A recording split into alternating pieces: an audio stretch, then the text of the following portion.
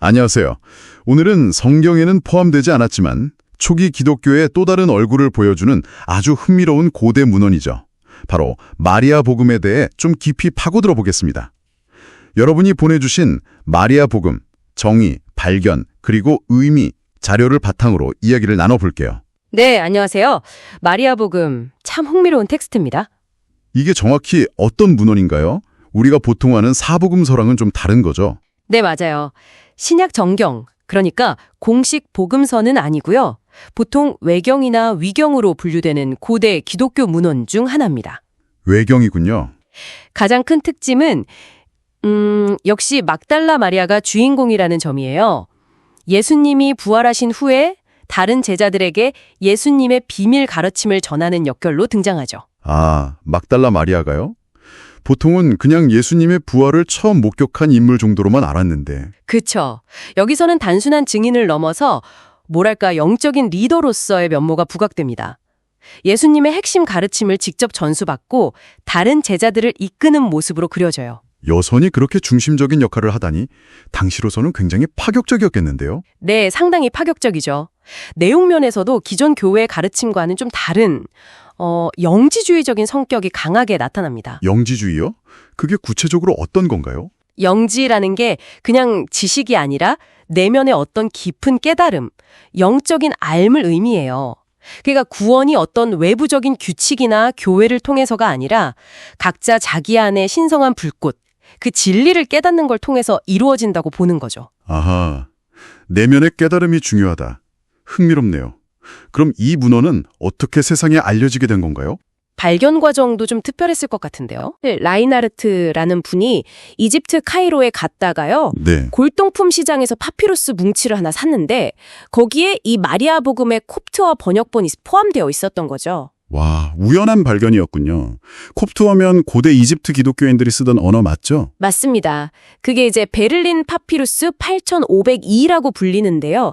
근데 안타깝게도 이게 완전한 상태가 아니었어요. 앞부분이랑 뒷부분이 꽤 많이 손상돼서 중간 부분인 7쪽부터 14쪽 정도만 남아 있습니다. 아쉽네요. 전체 내용이 아니라 일부만 남아있는 거군요. 네, 그래서 전체 그림을 다 알 수는 없다는 한계가 있죠. 그래도 이후에 그리스어 원본으로 보이는 아주 작은 조각들이 추가로 발견되긴 했지만 여전히 완전한 복원은 어렵습니다. 연구는 1955년에 처음 학술 번역이 나오면서 본격화됐고요. 그럼 그 남아있는 부분에는 어떤 내용이 담겨 있나요? 예수님이 떠나신 후에 제자들이 좀 혼란스러워하는 상황인가요? 맞습니다. 예수님이 승천하시고 나서 제자들이 슬픔과 두려움에 빠져 있어요. 앞으로 어떻게 해야 할지 막막해하고요. 그때 마리아가 딱 나서서 제자들을 위로합니다. 오, 마리아가 리더십을 발휘하는군요. 네, 그러면서 내가 예수님께 직접 들은 비밀 가르침이 있다. 그걸 너희에게 알려주겠다고 말해요.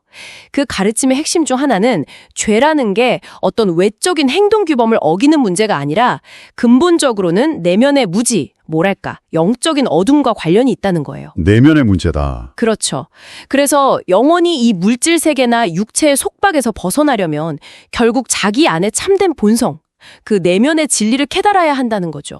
그게 바로 영혼의 해방이고 구원이라는 겁니다. 영혼의 해방이라 상당히 심오한데요. 또 다른 가르침도 있나요?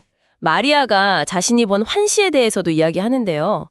영혼이 죽은 후에 4가지 부정적인 권세, 어둠, 욕망, 무지, 분노 같은 것들을 통과해야 한다고 해요. 4가지 권세요? 좀 무서운데요? 네, 근데 이 관문들을 통과하는 힘이 바로 자기 자신을 아는 것, 흔들리지 않는 내면의 진실에 있다는 거죠. 스스로를 제대로 알아야 이 장애물들을 극복하고 궁극적인 평온에 이를 수 있다는 이야기입니다. 자기 인식이 결국 열쇠라는 거군요. 근데 이런 파격적인 가르침을 다른 제자들이 쉽게 받아들였을 것 같지는 않은데요. 특히 베드로 같은 인물은 어땠나요? 역시 핵심을 짚으시네요. 당연히 갈등이 생깁니다. 베드로랑 안드레가 강하게 반발해요. 아니 예수님이 우리한테는 말 안 하고 어떻게 여자한테만 그런 비밀을 가르쳐 주셨겠냐 이러면서 의심하고 질투하는 거죠. 아, 역시. 이게 단순히 내용 때문만이 아니라 마리아가 여자라는 점 때문에 더 반발했던 걸 수도 있겠네요. 충분히 그럴 수 있죠. 당시의 어떤 성 역할에 대한 고정관념이나 여성의 영적 권위에 대한 거부감이 드러나는 대목으로 해석될 수 있습니다. 근데 재밌는 건 그때 레위, 그러니까 우리가 아는 마태가 나서서 마리아를 변호해요. 베드로를 꾸짖고 제자들을 진정시키죠. 오, 레위가 나서서 중재를 했군요. 그래서 결국 어떻게 되나요? 네, 레위의 중재 덕분에 분위기가 좀 가라앉고 마리아의 가르침의 힘을 얻어서 제자들이 결국엔 두려움을 딛고 복음을 전하러 나아가기로 결심하게 됩니다. 이 과정에서 마리아의 리더십과 그 가르침의 중요성이 다시 한번 부각되면서 남아있는 부분이 끝나요. 그렇군요. 확실히 우리가 아는 정경복음서, 마태, 마가, 누가, 요한복음과는 분위기나 강조점이 정말 다르네요. 네, 아주 다르죠. 정경복음서들은 주로 예수님의 공생의 활동, 기적, 십자가 죽음과 부활, 그리고 남성 제자들을 중심으로 한 공동체 형성에 초점을 맞추잖아요. 네, 그렇죠. 역사적인 사건들을 중심으로 흘러가죠. 반면에 마리아 복음은 개인의 내면적인 여정, 영적인 각성, 그리고 물질 세계로부터의 영원 해방 같은 주제에 훨씬 더 집중합니다. 그리고 무엇보다 여성인 마리아가 핵심적인 영적 교사 역할을 하고요. 이런 점 때문에 영지주의 문헌으로 분류되는 거고요. 그렇다면 오늘날 주류 기독교, 그러니까 가톨릭이나 정교회, 개신교에서는 이 마리아 복음을 어떻게 보나요? 여전히 좀 문제적인 문헌으로 취급하나요? 네, 공식적으로는 정경으로 인정하지 않습니다. 그 영지주의적인 내용 때문에 초기 교회 때부터 이미 이단적인 가르침으로 간주되었고 그 입장이 지금까지 이어져 내려오는 거죠. 공식적인 교리나 신앙의 기준으로 삼지는 않습니다. 공식적으로는 그렇지만 학문적으로나 다른 시각에서는 좀 재평가되고 있는 건가요? 아, 맞습니다. 특히 20세기 중반에 이집트 나그하마디에서 엄청난 양의 영지주의 문헌들이 발견되면서 분위기가 많이 바뀌었어요. 아, 나그하마디 문서 발견이 중요했군요. 네, 그걸 통해서 초기 기독교가 우리가 생각했던 것보다 훨씬 더 다채롭고 다양한 신학적 흐름들이 공존했다는 걸 알게 됐거든요. 그래서 마리아 복음도 이런 초기 기독교의 다양성, 특히 그 안에서 여성들이 어떤 역할을 했는지, 또 어떤 다른 신학적 사유들이 있었는지를 연구하는데 아주 중요한 자료로 평가받고 있습니다. 종교학뿐만 아니라 여성학이나 역사학에서도 주목하고 있죠. 그렇군요. 그러니까 정리해보면 마리아 복음은 비록 일부만 남아있긴 하지만 2세기 무렵 막달라 마리아라는 인물을 중심으로 내면의 깨달음과 영적 자유를 강조했던 초기 기독교의 또 다른 목소리를 들려주는 귀중한 창문인 셈이네요. 네, 정합합니다. 공식 경전은 아닐지라도 역사적으로나 신학적으로 그 가치를 간과할 수 없는 거죠.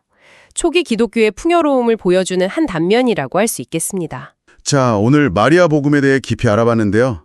마지막으로 이 이야기가 우리에게 던지는 질문을 한번 생각해보면 좋겠습니다. 네, 어떤 점을 생각해 볼 수 있을까요? 이렇게 공식 역사에서는 좀 밀려난 듯한 이야기가 강조하는 내면의 목소리, 그리고 기존의 권위에 대한 어떤 질문들, 이런 것들이 오늘날 우리가 너무나 당연하게 받아들이고 있는 지식체계나 신념들에 대해서 혹시 어떤 새로운 질문을 던져보게 하지는 않을까요? 아, 좋은 질문입니다.